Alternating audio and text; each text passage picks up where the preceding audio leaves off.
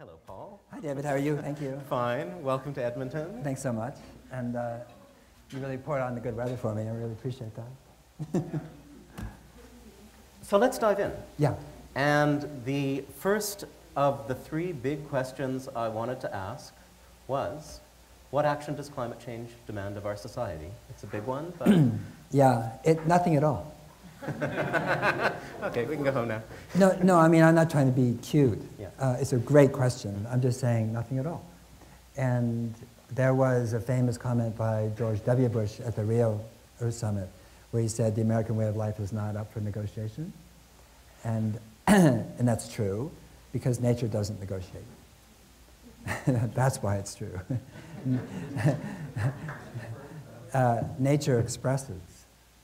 And so we have to look at this a little bit differently, I think, than it doesn't demand anything at all. The question is, what does civilization demand of itself? That's the question. So it's a deeply ethical, moral, values-laden question. Climate change is fine. It's fine. It's just that we evolved during an interglacial period, you know, which is really extraordinary climatic stability, and we're losing that. So the question is, what is appropriate action? What should we do? And so that's how I see the question. Yeah. But you want to elaborate. I'm sure you want to dig down.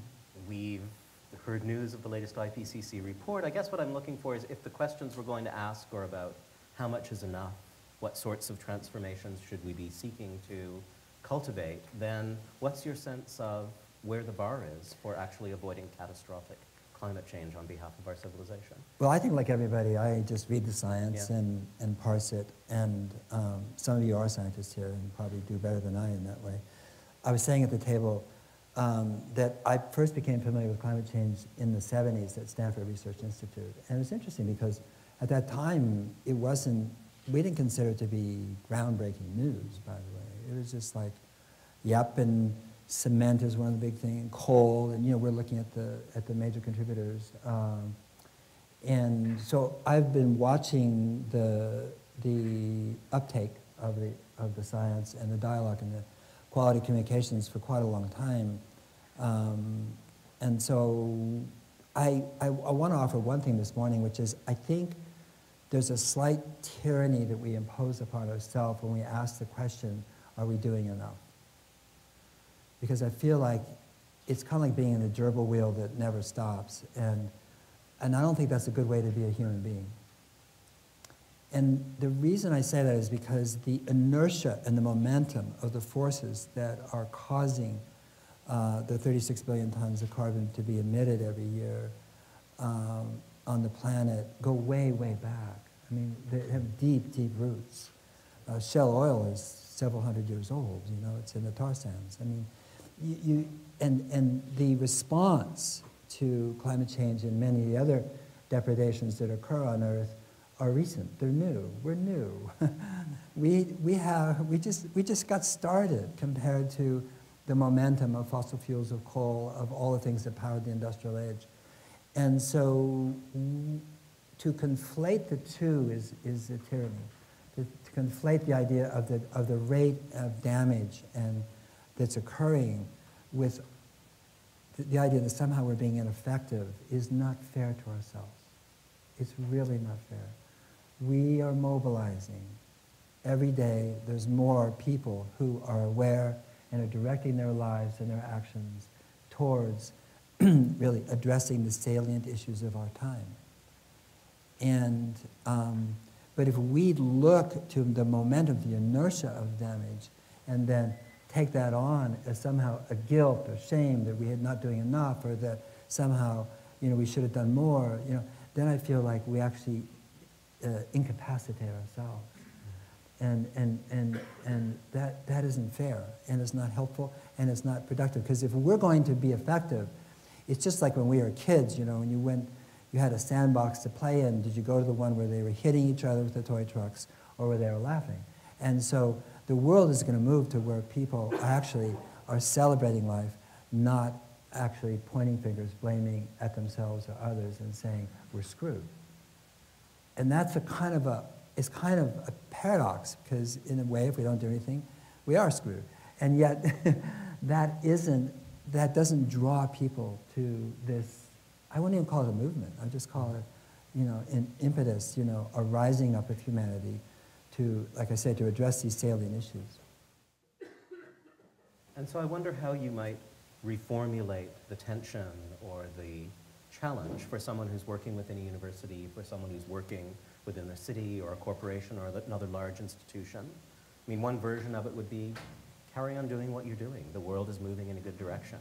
But we know that science says actually there really is a ticking clock. I wouldn't reformulate anything. I'm just in awe of what everybody's doing. I just think it's the cat's pajamas. So I don't want to change what anybody's doing. But I do want to underline and emphasize that real change comes from small things. It does not come from big things. And we are just, just from the time we're born, it's just, we're inculcated with the idea that big is powerful. Mm. And it is powerful if you equate power with violence, if you equate power with destruction, if you equate power with damage, it is powerful. There's no question about it. But if you equate power with the ability to implement reasoned intention and transformation, it is never large. It is always start from small things. And if you have any doubt, just check your own body, or go to any ecosystem, or anything in life, or anything in nature. The change starts from small things. And so again, we see ourselves as small, but I see the small things at the university, at companies, at the city of Alberta, all these things as extraordinarily important. And yes, are some of them less developed, could be more developed, are some more evolved than others, are some, is there greenwashing going on in companies? Of course, all that's going on. But the fact is that the movement is in one direction, towards greater literacy, towards greater effectiveness, to greater connectivity. And you can't connect unless you are have something to connect with. And that connection is our ideas, our values, who we are, how we're undertaking this work in the world, and how we express ourselves. And so that connectivity is really an asymptote that is really and we'll talk about more maybe tonight as well, and in terms of the power of that, and not just latent, but what is coming and what is here already. So I think in some ways you've spoken to this next question. Looking at what you see happening within cities, within universities, within other large institutions in society, are you hopeful about our ability to meet the challenge of climate change, given that we're aware of this risk, but actually the degree of the amount of GHGs in the atmosphere, the degree of temperature rise, takes on a momentum of its own and moves us in a pretty scary direction? I sound contrary again. I highly recommend that you not try to be hopeful. Mm-hmm. Because hope is a mental narcotic to mask fear. And fear is the problem. And that's what we have to address. And we need to be as fearless, not hopeful. Right? Now, the one thing I wouldn't conflate is cities and universities. I can only talk about our universities. I cannot talk about Canadian ones. So everything I'm saying is just, it's south, okay? And that is, our university is doing a terrible job. You just saw last week, this week actually too, the president of Harvard and Brown saying, no, we have non-year student divestment. The president of Brown said, the idea of divesting coal is off the table, not to be discussed anymore, okay, by Brown University, right? You just saw Christina Figueres in Warsaw talking to there's the coal conference, the World Coal Association is there with the UN talking about climate, an interesting pairing. And she said, you have to leave 75% of your coal in the ground. You go beyond that, we're toast. You have to change your business model. You have to work towards renewable. Where you're going is a path to hell. And so at the same time, the president of Brown University is saying, no, we're keeping our coal holdings. And So our universities do the same thing. This one does that, which is that it's a siloed Victorian, ghettoized version of education, which is you can learn to destroy the world in that department and how to save it over here. I remember being at the University of Pennsylvania, and the provost, I think, was at this conference, and he's saying, you know, we're teaching about how to, you know, farm ecologically and do this, or not farm, but so much about the environment. And over here in the ag school, we're teaching how to poison, you know, our rivers and our soils and our workers. He said, and we're spending 15 million here and 5 million here. Why don't we just spend, you know, $500 and have lunch? You know, and that's not what's happening at universities, you know, because of that siloing of knowledge, you know. And I said, when I wrote the paper, the first article of Natural Capitalism, I said that you could be driven in the golden cart to the palace in Stockholm to win the Nobel Prize for Economics and not understand the first or second law of thermodynamics. You know. And boy, that when that article came out, Paul Krugman and Galbraith just jumped on me, and, you know, just rah. But it's true, you know. And so our educational system is something deeply, deeply flawed here. I'm sorry. And when I was in my misspent youth, we shut down San Francisco State University for that reason. I mean, we shut it down. We stopped it cold in its tracks. And under Governor Reagan. And for that reason, saying, come on, you know, you guys talk, you know, before you teach us. We go to one class, and we're supposed to say something completely opposite in the other class to get an A. And that's not education. And so, on the other hand, and the reason I say cities and universities is because I think cities are doing some of the most awesome work in the world right now. Cities are stunning what they're doing, because I think it's a level of sovereignty that works. And once you get into higher levels of concentration of political power, it just breaks down. Because cities are the place where what unites us is more important than what divides us. And so you don't see those divisive issues, you know, polarizing a city. Maybe Toronto is an exception right now, but you know, you don't see, you know, pro-life and this and all that sort of stuff, you know, which is used as political wedges, you know, on a national level. And so you're seeing tremendous, I mean, how many cities have actually met the Kyoto Protocol? I don't think it's in the 3 digits, but it's in the high 2 digits. And these are major cities. Name me a country that has, you know. And so you're seeing this, the reinvention of cities and imagining the city as an organism, as a technology, going to, you know, like Governor O'Malley did when he was the mayor of Baltimore, which you're seeing in Rio right now, to, you know, real-time sensate monitoring of the whole city with real-time feedback and responses, so that the city actually becomes more like an organism, as opposed to, again, ghettoized departments where the fire department doesn't talk, you know, to the people who do the streets and all that sort of stuff. And so you're not only seeing efficiencies there, but you're seeing tremendous changes in energy usage and development patterns and types of buildings, you know, that are going up. You're seeing the cities raise the standards for buildings. They haven't got to living buildings yet. They haven't got to, Godo, you're back there, they haven't got to, you know, zero net buildings yet, but I mean, they're getting there very fast. And there's also what you see in cities is competition. I don't know how many cities have gotten to where the mayor says, we're going to be the greenest city in the world. And I'm going, yeah, go for it. But they all think they're going to become that. What a great thing. How many times do you see that on a national level? You know? And so I think we look for love in all the wrong places. And that would be natural governance. You know? Well, so, I mean, just to dig a little deeper with each of those categories of institutions, thinking about universities, what would fearlessness look like? Well, I don't know, because I grew up in university, and that's the last place I wanted to go when I grew up. And my father taught at the University of California, Berkeley, and I sat at the table and listened to chairmen and department heads and professors talk, you know, kind of like this, looking. And I thought, well, that's not what I'm going to do. And because I didn't want to live from my neck up.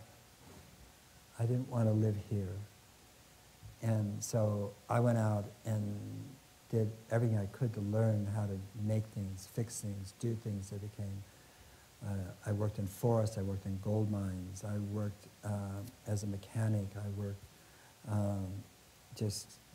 I wanted to know how to use my body and my hands together and how to make things, how to fix things, how the world worked. And then went back to, education. Although that was an education for me. It was a very different education than my father's friends, who, couldn't even recognize a distributor cap if you lifted the hood on their car.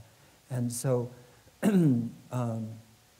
I don't know what fearlessness look. It has to be individual, it has to be by department, and but I think it has to be also by the thing about universities in the United States is they're all about gathering money. They're about gathering money, and so where do you get money from? Rich people, rich companies. What do they do? Let's see. I mean, what is it? The report just came out that 63% of all carbon emissions came from 90 companies in the world. They're big funders of universities. Guess what? BP, big funder now, University of California, Berkeley. And so you get a real conflict to me in universities because they're actually, changing the research and curriculum to conform to where the money's going to come from. Yeah. No, it's so interesting because I think that the self-image of universities is as places of innovative thought and new forms of social organization. That's true. I was trying to organize a little collaborative exercise here at the University of Alberta and was talking to Toke Muller, the poppy of the art of hosting. And he does all kinds of tough dialogues in conflict zones. And he said, wow, if you can do that in a university, we can do it anywhere.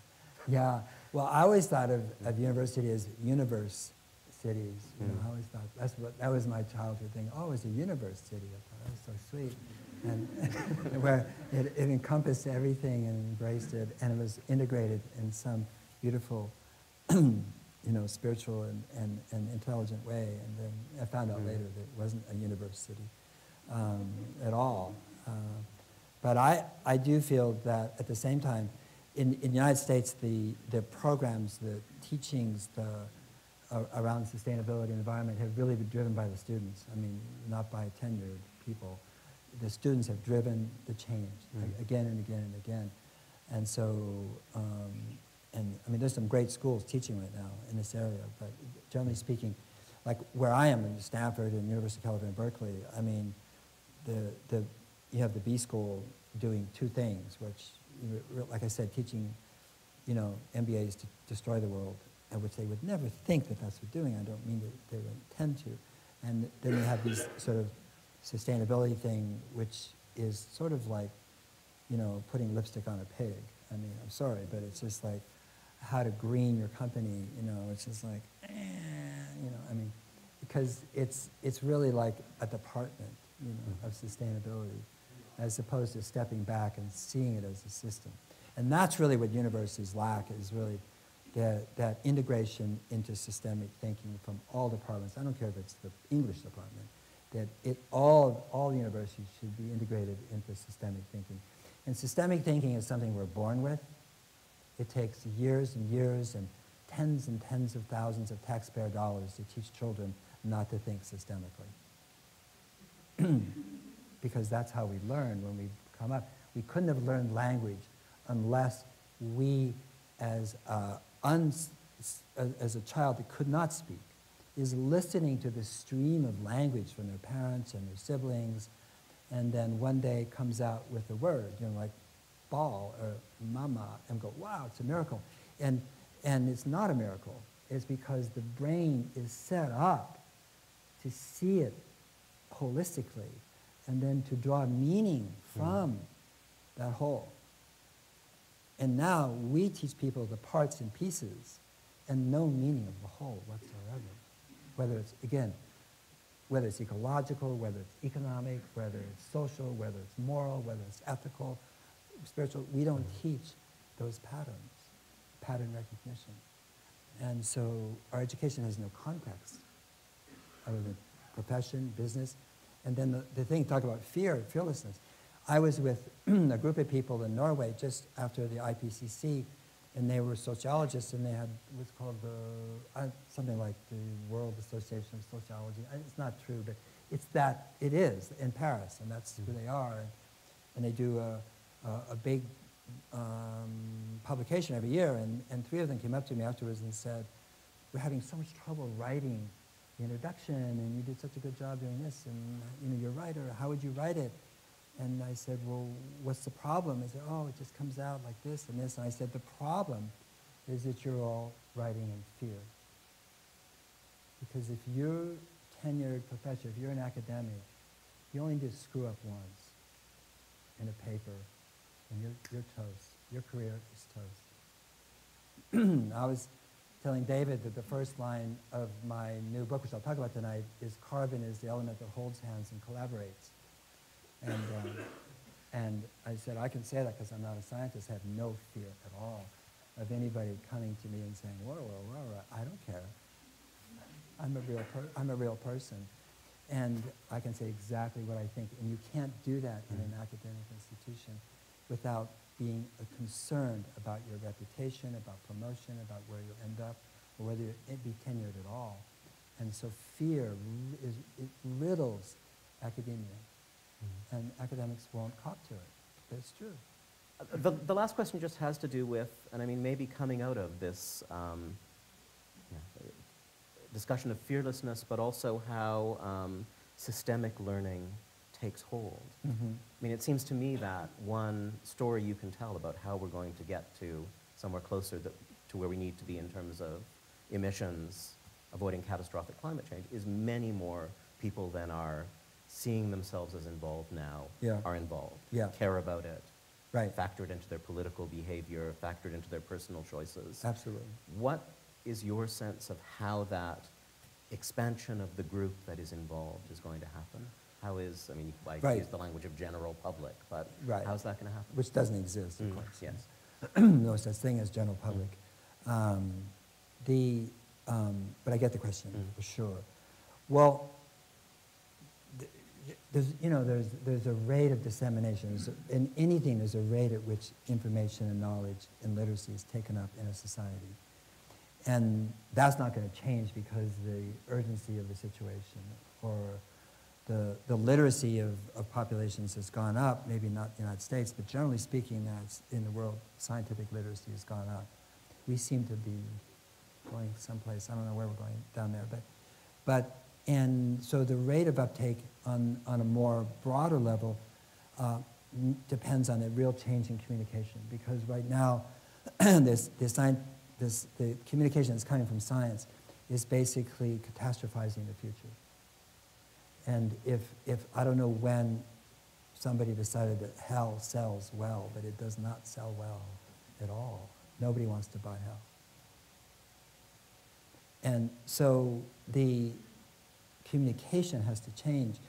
It doesn't mean to whistle past the graveyard, and just pretend, like that the data aren't there, that it's not robust, that there isn't 1.5 billion, data points supporting the IPCC conclusion. I mean, the largest scientific study ever done by humanity, and there's no second, third, or fourth place. I mean, it's so massive. People don't really understand the scale of the science. But the so-called general public, with most people who have mortgages to pay and kids to raise and jobs to do and this and that and so forth, they're looking for actually things that make their life better. That's what they're looking for.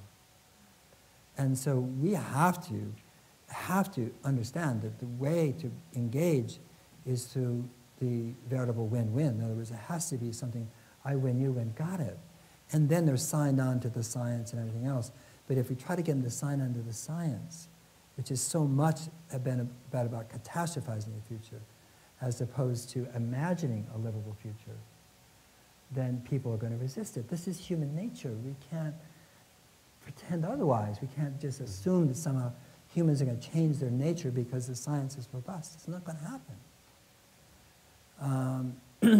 And I also think that another tyranny we impose upon ourselves, I do it too, by the way, so And that is that we should know everything that we need to know now in order to solve the problem. And that is absolutely not true. We need faith. Like Antonio Machado said, you know, we make the path by walking. In other words, it's really about starting to go there, not about knowing everything a priori that's going to work and that we can solve it right now. And if we don't, somehow we're screwed. And it really is about, let's go there.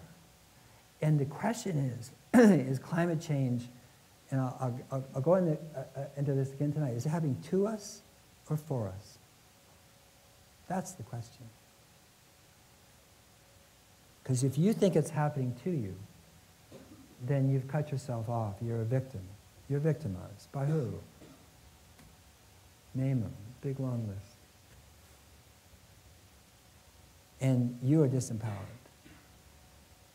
But if it's happening for you, and that's what people have to understand, that this is the transformation that transforms everything, let's go.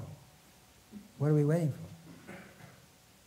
In terms of innovation, in terms of creativity, in terms of change, so many of the things that we all pretty much collectively find not advantageous, not helpful in society, in many other areas, have to be transformed as well. It isn't just our source of energy.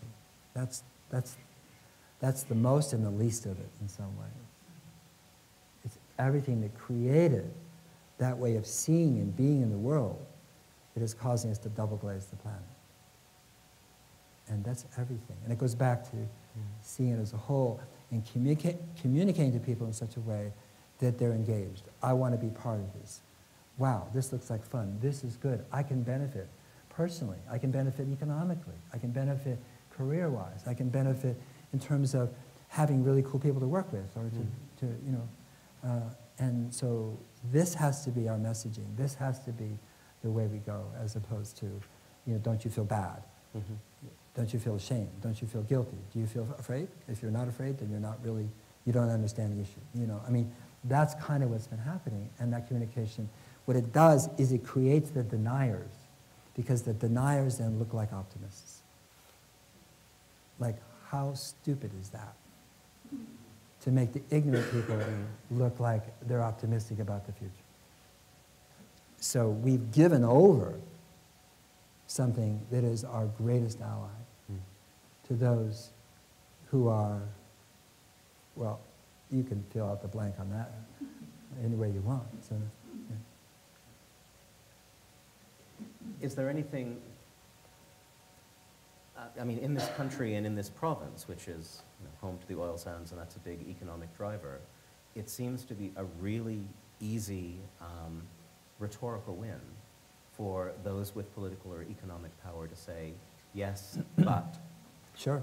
this is where our financial well-being comes from, continued Absolutely. fossil fuel extraction. Yeah, and what we're dealing with here is concentrations of capital all over the world, whether it's on a national government basis or state government, or whether it's on a corporate level. And as long as money rules the world, then we're going to get the world we see. I mean, it does, and there's no question about it. But the word that should be on the lips and minds of every single politician and actually person in the world is not energy, it's IROI, energy return on energy invested. That's what people should know cold.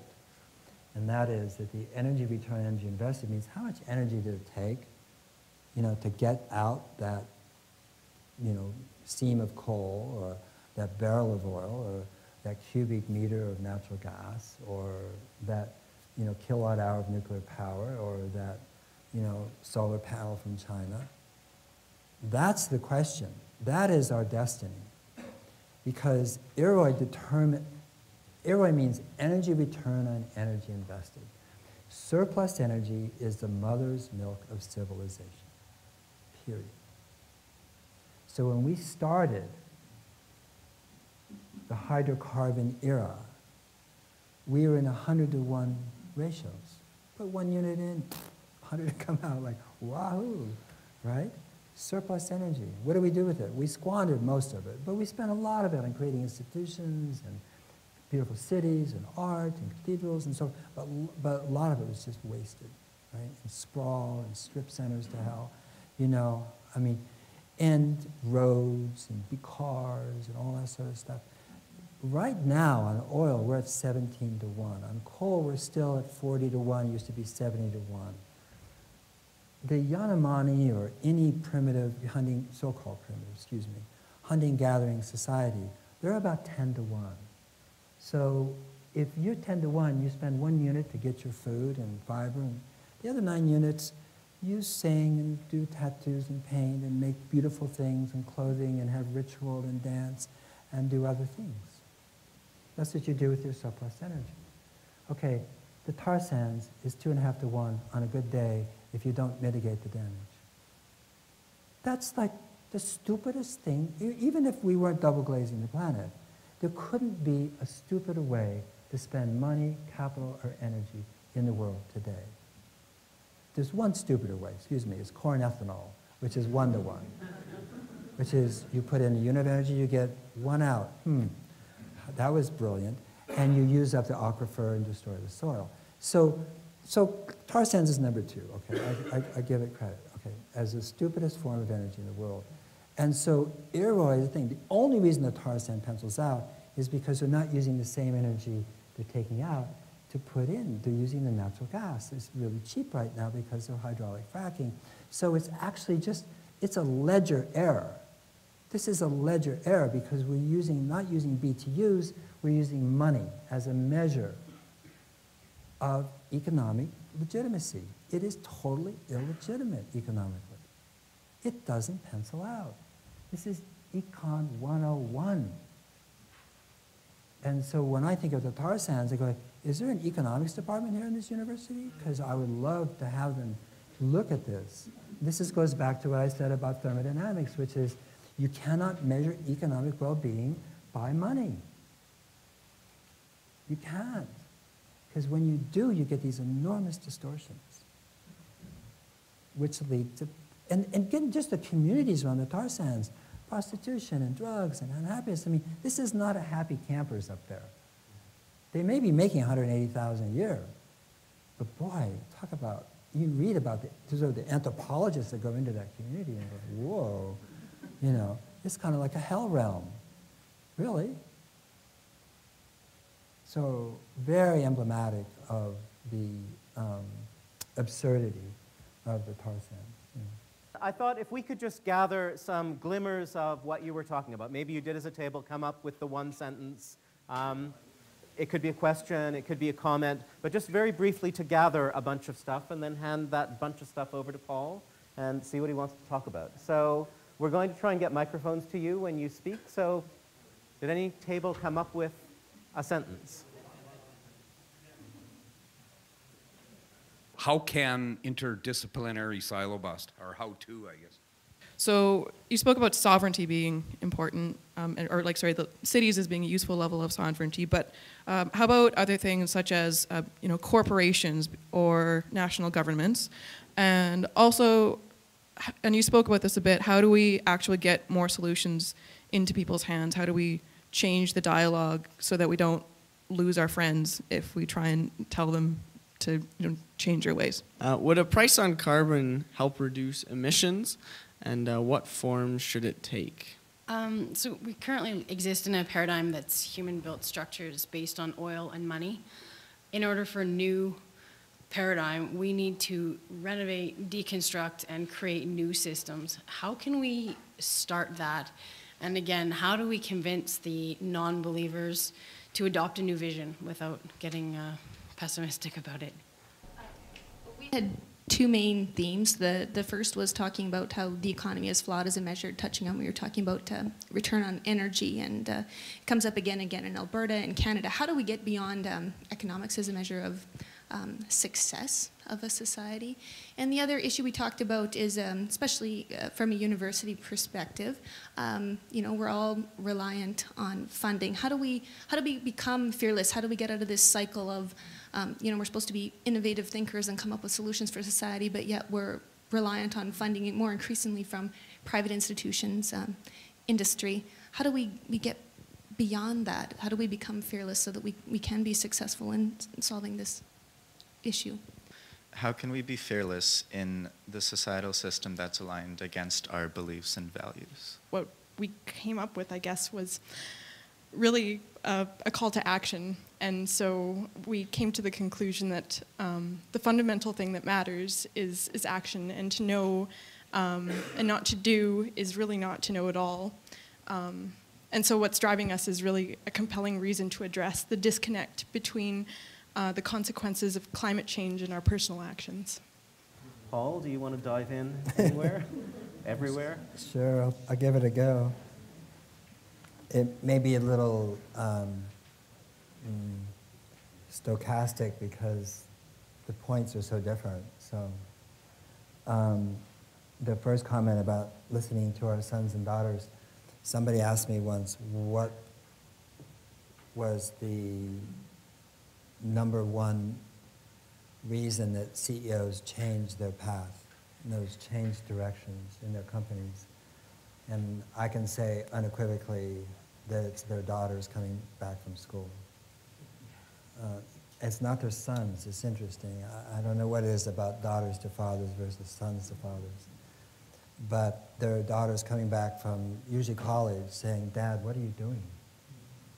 Do you have any idea?" I mean, and there's something about that that just pierces the hardest corporate heart. And that, just I'm saying, I've seen more changes caused by that simple, dynamic than anything else.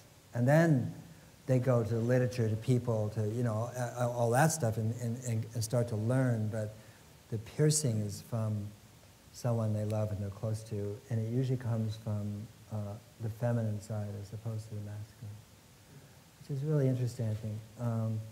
So it goes back to when you think you're educating children, you're looking at the rest of the world and going, oh man, it's going right off the edge. And you think, this hardly matters. Oh, no. It matters so much. Childhood education and what we're teaching our children. Our children are learning things that we certainly never, we never got to learn at all, and or not taught. So anyway, it's a very apt comment. I think we should listen. We should also listen to the people who pay the highest price. And those are women, children, and the localized poor in the world. They know what to do, we just don't ask them. So it's not only listening, but it's who do we ask? Who do we do inquiry to? Somebody mentioned sovereignty on the urban level, city level. Corporations are really strange beasts that we've created. Humans invented them. They were invented to prevent captains of ships coming back, and if their loot or whatever was on their ship crashed on the rocks, from their families going to debtor's prison. I mean, that's why corporations were invented, is so that we could exploit the natural world without recourse to one's personal self. So they were king chartered, right? They were chartered by kings and queens, right? So the origin of corporations is to avoid liability, right? And it made sense on the debtor's side, debtor's prison, which is your children could go to prison because your father owed money. It's stupid. But that has persisted, of course. And so what you have is a entity that is like an organism that's never existed before. It's a collective organism that has interesting rights and responsibilities. But one of the things about corporations, which I think you all know, is that you don't have the right of free speech inside a corporation. Well, you can say it once, but not twice. So we depend on organizations that violate everything our constitutions hold dear. It's a really interesting relationship, And this idea of fiduciary duty, really interesting term. And fiduciary duty, fiduciary responsibility means that money has rights, and the rights of money trump the rights of people.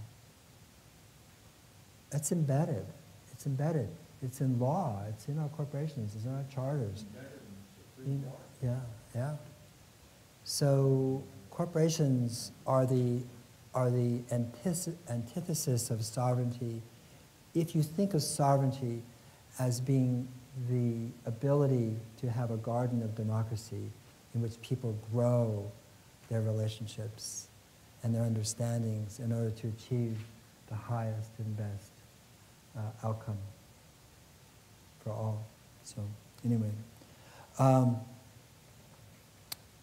this thing about how to get, we don't want to lose friends, ask them to change their way, how do we get more solutions embedded? Well, first of all, I want everybody to raise their hand who really appreciates it when somebody tries to change them.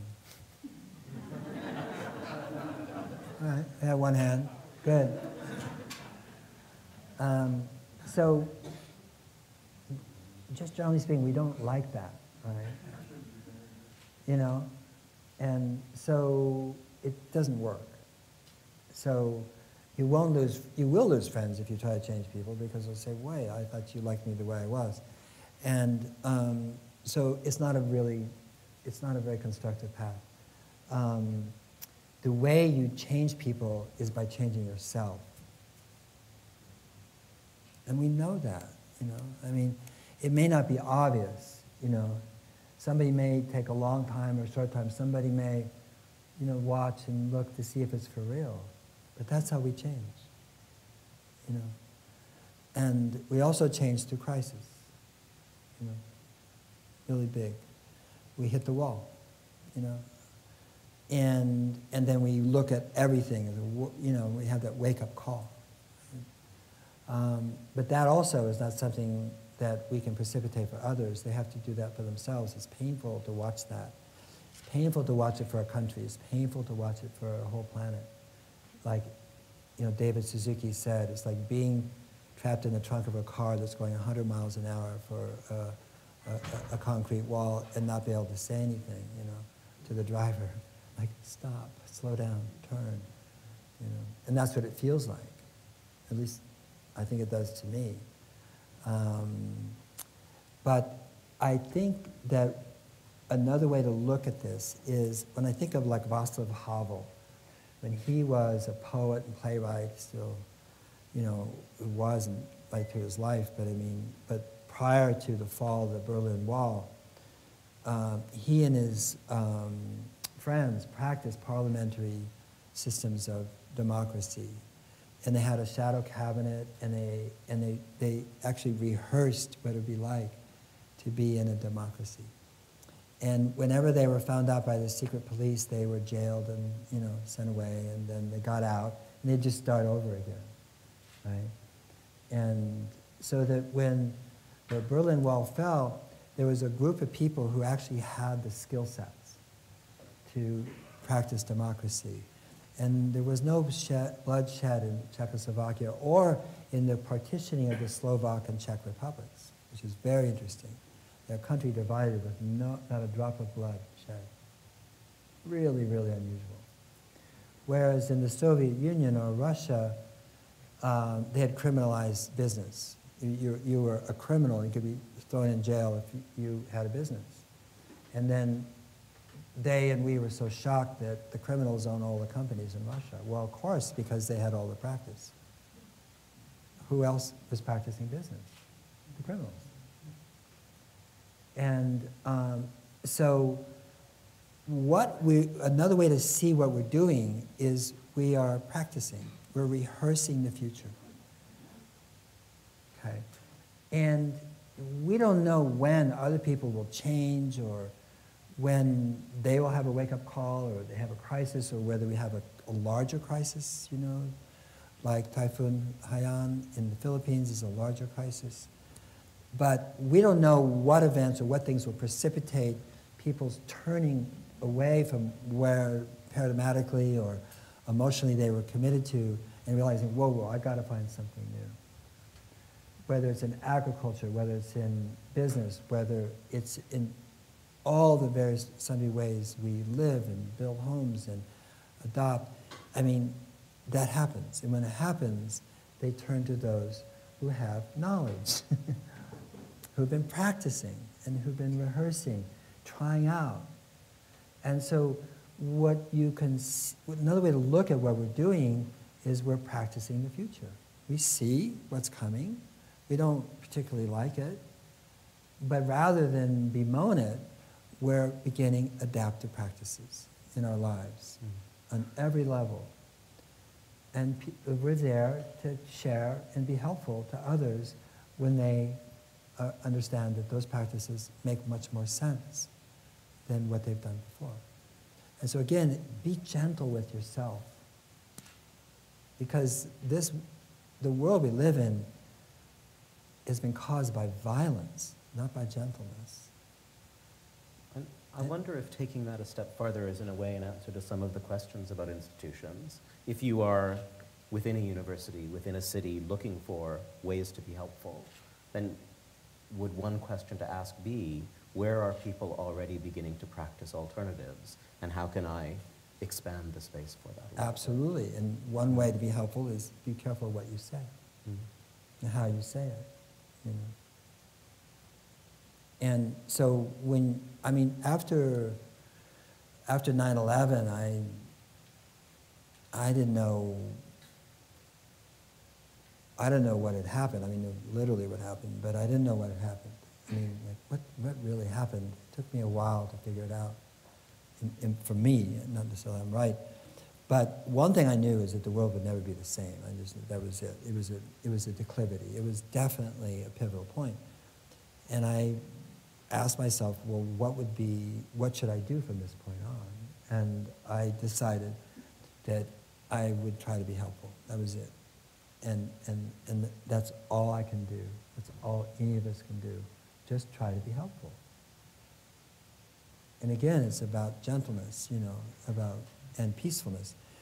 And I go back to this word to violate, because we think we see violence in, you know, Afghanistan, we see it in, you know, car bombs, we see it in war, we see it on, you know, Canadian football, and, you know, I mean, we see on the sports field the kind of violence, you know. We see it, criminal violence, okay, that's violence. What we don't see is that virtually everything we do is violent. Our chemistry is violent, using huge temperatures, heavy metals, toxic compounds, vacuums, and make something. What does it do? I don't know. Let's figure it out. I mean, we're making 5 million different chemicals that never existed on Earth. And we wonder why species, you know, are poisoned by them, because they have no idea what they are, what to do with them. We violate our soil by the way we farm. We destroy the mycorrhizal fungi underneath it with our plows. We spray glyphosate on top of it, you know, for our GMO crops. We kill the organisms in the soil and are told that we'll create more life if we kill more life. Like, give me the math there. It doesn't make sense. We violate women and girls everywhere in the world. Right? Women are not safe in this world. Girls are not safe. Probably are in Canada. Okay, but I'm just saying, in most of the world, that's not true. We violate our children the way we educate them. We have an agenda with our children. We shouldn't have an agenda. Peter Buffett is a friend of mine. His father is Warren Buffett, okay, the third or second richest person in the world. What Peter said was so beautiful about his parents. He said he didn't even know what his father did. He'd go upstairs and read things and so forth. When he fell down at school, he said, oh, I think he's a security analyst, okay? Had no idea what his father did or that he had any money. They still live in the same home. They live for 40, 50 years. But his father and his mother said one thing to him: you be whatever you want to be. Whatever you want to be, we're here to support you. He became a musician. He's a great musician, you know. And we don't do that to our children. We don't let them become what they want to be. We have an idea, and it's preset in our educational system. So that's a violation, right? We violate our forests. We violate our oceans, our fisheries. You just keep going. And the whole thing is violent. So when I talk about being helpful, it's really, what do you embody? Because activism can also be violent. You're pointing fingers, you're making people wrong, you're angry. Understandable, by the way. Totally understandable. But it's a violation, you know, of another person. You know. And so I just think that when we talk about what we do, that it's okay to create the world we want to see on whatever scale we can. And don't think that that scale doesn't matter. That's what I want to say. You know, price on carbon, absolutely. The only thing I would suggest is that it's a tax that is, you know, completely rebated. You know, so that it's revenue neutral. But you get a price signal that is correct. And there's a thing about economics, how to, where was that? I guess it was like how to get beyond economics. I like to get to economics, actually. I think that'd be fantastic. The problem is economics is beyond economics. That's the problem. It's not economical. So when we price carbon, what we're doing is we're doing first cost or true cost. This is true. This is what it costs. You know, could you please pay for it? If you don't want to pay for it, cool. Okay. If you're poor or low income, then obviously we don't want to penalize you for true cost. Because you're born into a system that's dependent on carbon. So we understand that, we get that. But we want to send a signal to everybody, poor or rich alike, that there are economical ways, in other words, you can save money by decarbonizing, as opposed to make money by carbonizing. So it's, you know, it's a signal. It's a signal. And people respond to these signals. So, We're at time. I think that's probably a lovely transition to what's coming this evening. okay. So please join me in thanking Paul for a wonderful 90 minutes.